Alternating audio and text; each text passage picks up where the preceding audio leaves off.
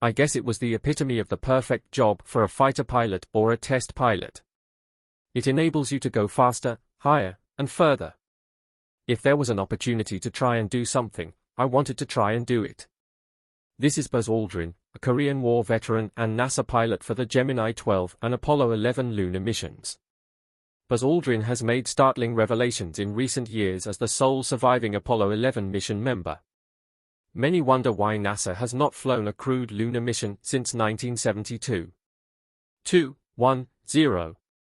All engines running. We have a liftoff. Liftoff on Apollo 11. Fortunately, Buzz has a lot of explanations, but that's not all.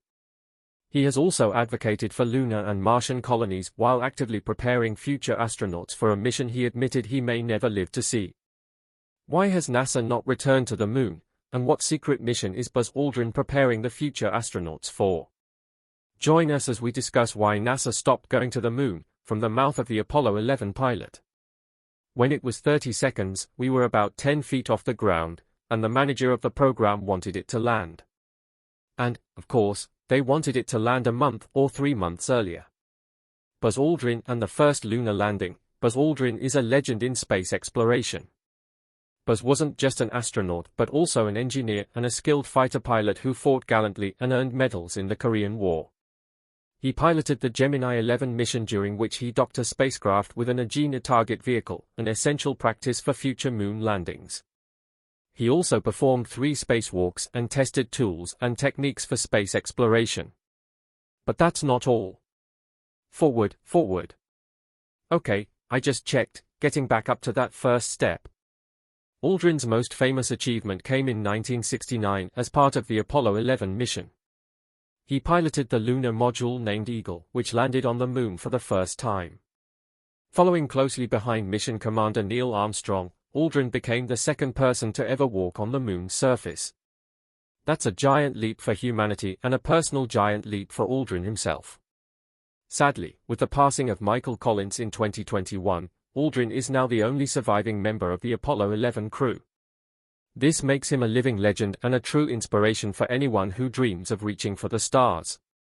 Hear him speak about his commitment to the lunar mission. Yes, I was quite aware throughout the entire mission that we were on center stage. To a degree, we were being watched. Both of us were conscious of the extraordinary responsibility that was on our shoulders to carry out the mission correctly. Surprisingly, the lunar mission was not the only accomplishment of this great soul.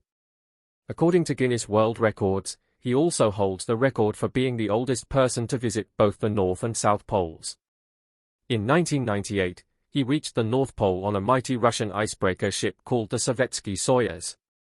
Then, in an even more impressive feat, he traveled to the South Pole as a tourist in 2016, at the remarkable age of 86. Interestingly, this adventurer has also been under the ocean. In 1996, he dived down to the wreck of the famous Titanic ship, deep on the ocean floor. If there is anyone who can truly shine a light on the long-running debate of why NASA has never returned to the moon since Apollo 17 in 1972, it is Buzz Aldrin. But before we discuss Aldrin's revelations, it is important to mention his journey to the first lunar landing. On July 16, 1969, the world watched in awe as Buzz Aldrin, Neil Armstrong, and Michael Collins embarked on their incredible journey aboard the Saturn V rocket. This huge machine was the most powerful rocket ever launched at the time, propelling them toward the moon at breakneck speed. Contrary to what many believe, Buzz Aldrin later revealed that several NASA astronauts were trained for the mission, and they were not chosen for their expertise or professionalism over others.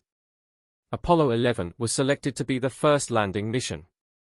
We were fortunate by just being in the right place at the right time rather than any specific quality that either Neil, Mike, or I had more desirable than anyone else for that flight. We were just lucky. The Saturn V rocket eventually launched to a spectacle broadcast live to over 500 million viewers worldwide. With a thunderous roar, the engines ignited, sending the spacecraft and its courageous crew on their lunar mission. After a series of critical maneuvers, the Eagle lunar module, carrying Armstrong and Aldrin, descended to the lunar surface. Millions held their breath as the Eagle touched down on July 20. This marked a monumental achievement as Buzz Aldrin became the second person to walk on the moon, immediately after Neil Armstrong. But something shocking happened next, leaving the world in many debates, arguments, and fights for almost 60 years. Some skeptics started saying the landings never happened. While the Apollo 11 mission continues to spark debate and discussion, the scientific evidence overwhelmingly supports the reality of the moon landing. Many countries have independently verified the landing site with telescopes and space probes.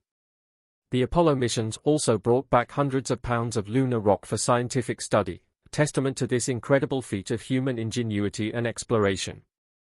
However, the skeptics raised another question: if the lunar landing was real, why has NASA not returned to the moon since 1972? Technological challenges of lunar landing. As the only surviving member of the pioneering crew that landed on the moon, the burden has shifted to Buzz Aldrin to explain why the agency that sent him to the moon over 5 decades ago seems unable to replicate this feat. The truth is that the lunar landing took a lot of technological effort and financial resources. Let's start with the technological hurdles. For instance, did you know a different crew from Neil Armstrong and Buzz Aldrin should have gone to the moon about 3 months before the Apollo 11 mission? When it was 30 seconds, we were about 10 feet off the ground, and the manager of the program wanted it to land. And, of course, they wanted it to land a month or 3 months earlier. Yes, you heard him right. The mission was delayed due to concerns about the weight of the craft, and NASA had to spend another 3 months trying to reduce the weight of the craft. It is important to remember that NASA suffered many casualties in many of these space missions. The most painful was the crew of the Apollo 1 mission, who all burned right inside the capsule of their spacecraft. When pressed about the technical failure and eventual death of the Apollo 1 crew, here's what Buzz had to say: we were fighter pilots. We were test pilots. And if we were uncomfortable with the adventurous, dangerous portions of the mission, if we were uncomfortable with the point that an engine might fail on an airplane shortly after takeoff, you'd get out of that business. You wouldn't stay in it. Even when NASA eventually resolved all the problems with the spacecraft, landing was highly delicate. The moon is a world without air, which makes a parachute landing entirely out of the question. There's nothing for the parachute to catch on and slow down the descent. Instead, lunar landers rely on powerful rocket engines for a controlled descent. These rocket engines need to be fired with extreme precision. The goal is to slow the lander to almost zero speed just before the touchdown. This is a delicate balancing act.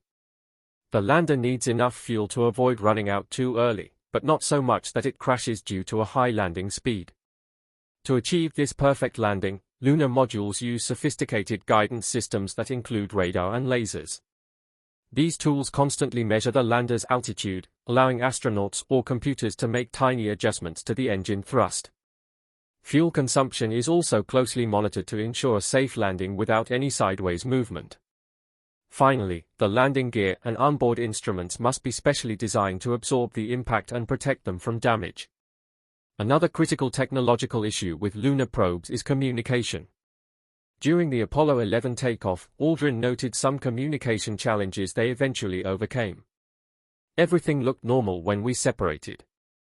Little communications problems with Earth, but then when we got to the point of lighting the engine for power descent.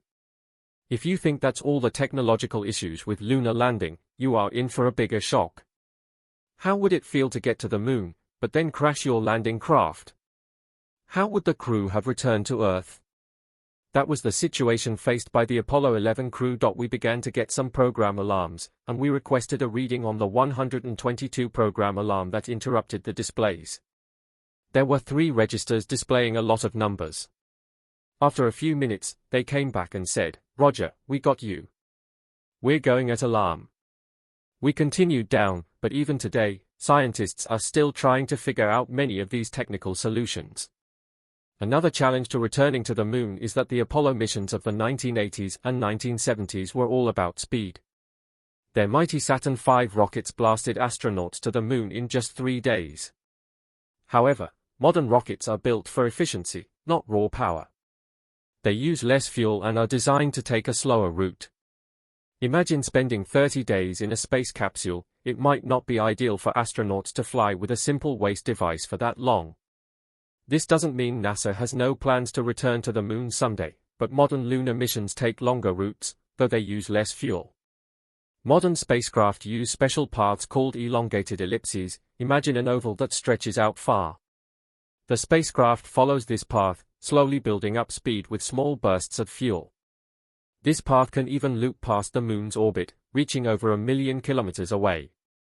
The best part about this is that these missions use Earth's gravity, the Moon's gravity, and even the Sun's gravity to their advantage. By carefully planning their path, they can slingshot themselves into the Moon's orbit using minimal fuel for braking. If everything goes according to plan, it's a more fuel-efficient way to get to the Moon, even if it takes a little longer. During the Apollo missions, NASA chose potential landing sites near the Moon's equator. These areas appeared free of large rocks or obstacles that could endanger the landing. However, during the descent, a critical hitch emerged. The planned landing zone was a crater packed with boulders roughly the size of a football field, forcing Neil Armstrong to control the lunar module manually and land beyond the predetermined target zone. This unexpected obstacle added complexity to the already challenging landing process. Navigating the lunar surface was another issue. Buzz Aldrin jovially described bouncing around to demonstrate how easy it was to move on the Moon. Besides technical reasons, money also plays a major role in space exploration. The Apollo missions cost the US government a staggering $260 billion after accounting for inflation, which is a reason NASA has not prioritized returning people to the Moon.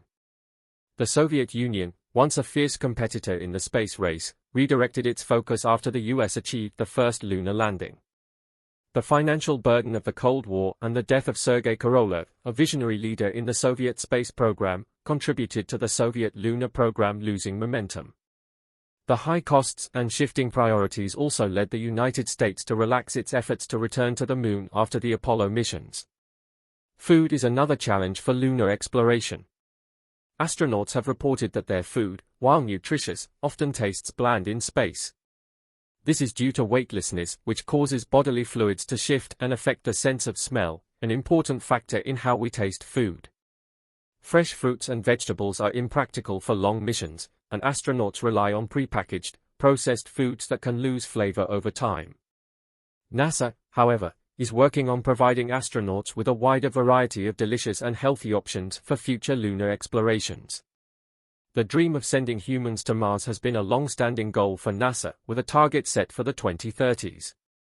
However, feeding astronauts for a round-trip journey to Mars, which could take 2.5 to 3 years, presents significant challenges.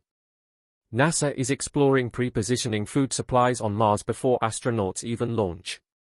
This approach pressures scientists to develop meals with extended shelf lives, ideally up to 5 years. Buzz Aldrin has been a vocal advocate for colonizing Mars and the Moon.